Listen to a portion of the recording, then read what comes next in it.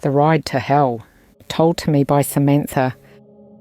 I should have been more careful. I should have checked the license plate, the driver's face. Hell, I should have made sure he even said my name.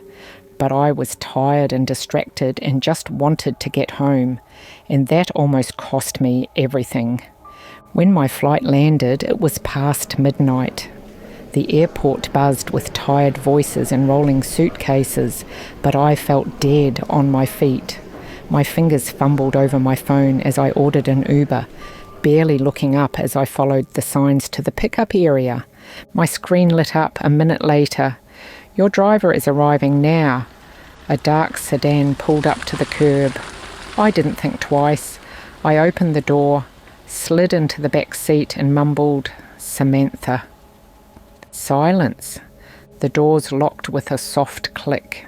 At first I didn't notice, didn't care. Half awake, I just scrolled through my phone, letting the ride blur by. The guy didn't play music, didn't make small talk. Fine. Some drivers were like that. The tyres hummed against the road, streetlights flashed and faded. Then something felt off. I looked up. My stomach dropped.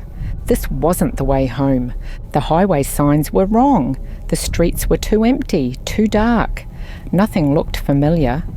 Hey, I said, shifting in my seat. "Where are we?" No response. I sat up straighter. "Hello?" Still nothing. My heartbeat pounded against my ribs. "Dude, where are we going?" The car slowed, turning onto a narrow dirt road. No streetlights, no houses, just kilometres of empty fields stretching into the dark. Up ahead, I saw it, an old barn, barely visible in the moonlight. He pulled to a stop, put the car in park. He turned around in his seat and smiled.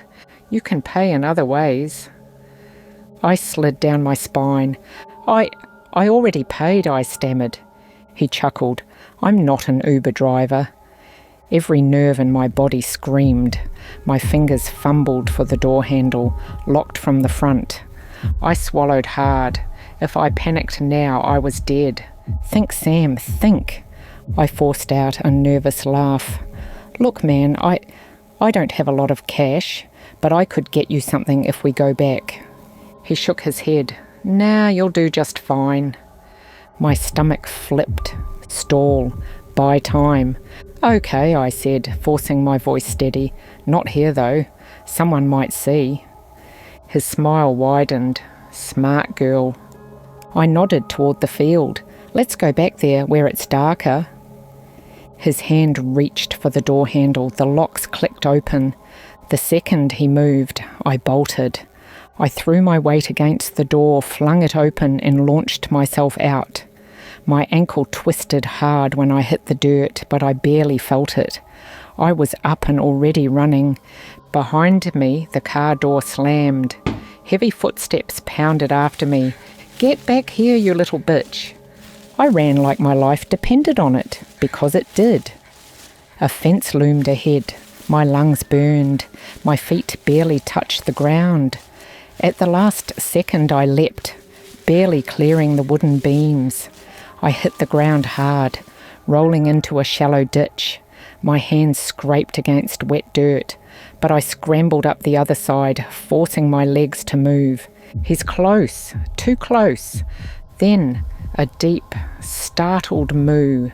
Cows, a whole damn herd of them. Huge, slow-moving shadows shifted uneasily as I crashed into their space.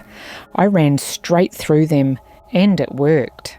I heard him yell, then a sickening thud, followed by a furious string of curses. One of the cows must have kicked him. I didn't stop to look. Then I saw it. A light. A house.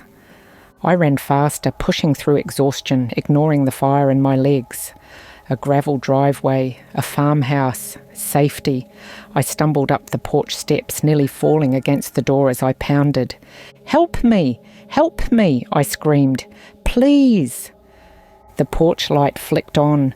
The door swung open. An older man in striped pajamas squinted at me, eyes wide. "What the hell?" "Someone's chasing me," I gasped. He didn't hesitate. Yanked me inside, slammed the door, locked it. A shotgun rested by the door frame and he grabbed it without a word.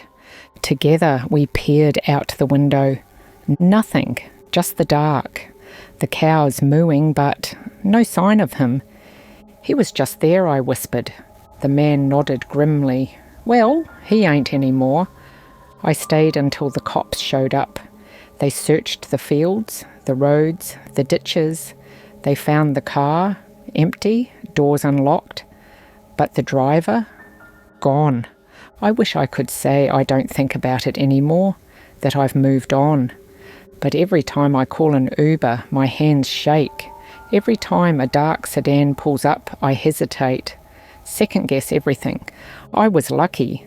So lucky, and not everyone is. So please, check before you get into any car. Check the plate. Check the driver. Because you never know who might be waiting for someone like you.